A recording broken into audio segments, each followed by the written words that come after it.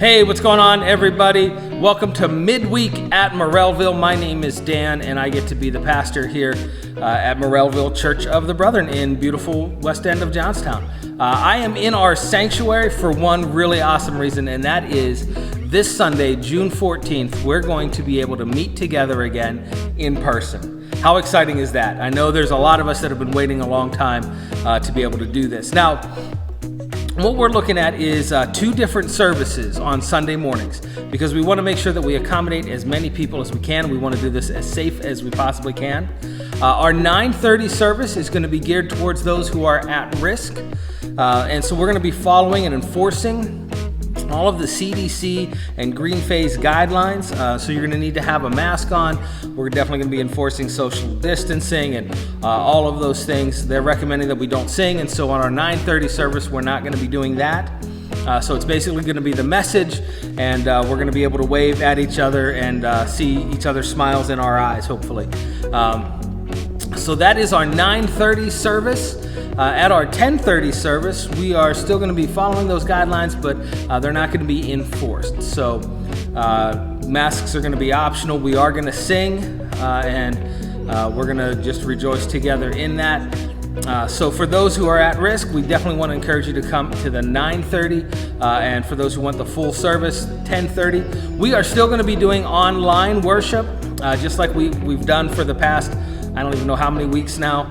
So if you still need to stay home, we want to encourage you to do that. Basically, what we're doing is giving you the choice to be able to worship as you see fit.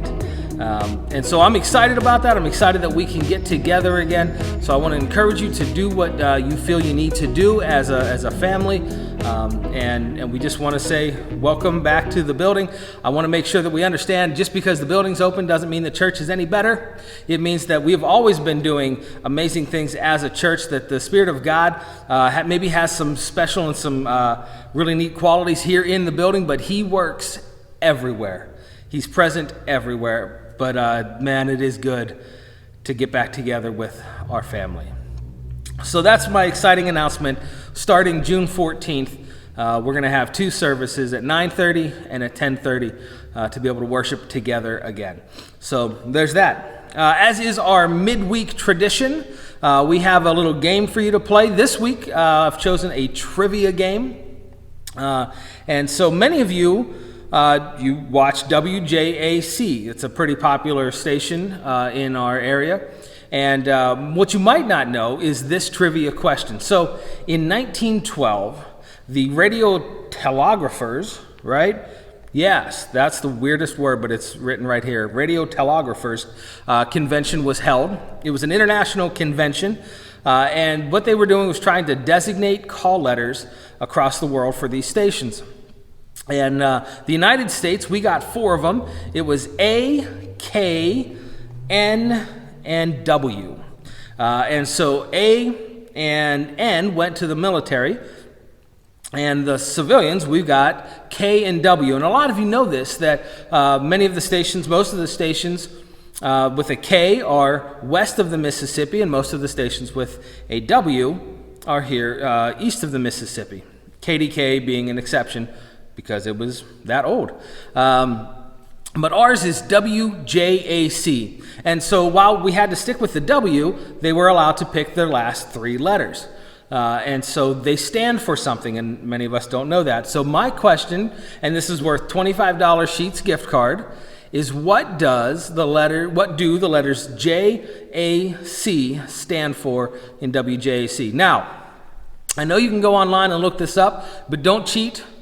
Don't cheat. That's what cheaters do. So don't do it. It'll make puppies cry. If I find you cheating, I'm going to show you a picture of a crying puppy. That will be your punishment. So don't look this up anywhere else. If you know it, answer. All you have to do is comment below. You can do that on our Facebook page, on our YouTube channel. If you don't have either of those and you're seeing this, you can text me with your answer or give me a call, and that will count. But you have to be the first person in some way, shape, or form to let me know what the letters JAC stand for in WJAC. I'm going to give you that answer and a little bit more history on Sunday morning. So that's when we'll determine the winner. So be the first person to comment with what the letters JAC stand for in our local TV station. So there's that. Speaking of Sunday, we're going to be looking at our fifth parable, and that is the parable of the wedding banquet.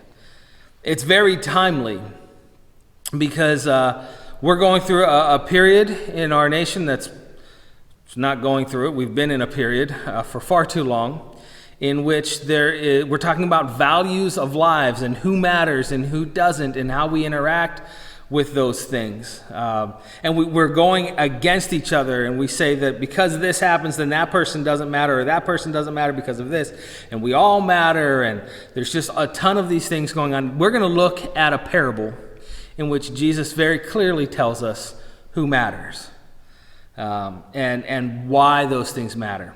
So we're going to be looking at that parable out of Matthew this Sunday. I think it's a very important parable for this time, for this day and age. So I just want to encourage you to come on out for that. And you can join us online at 10:30. You can be here at 9:30 for those who are at risk, and 10:30 for those who are wanting to come to the full service. So I'm excited. It's a good week, and I just want to say thanks for hanging out with us. We love you, and God bless.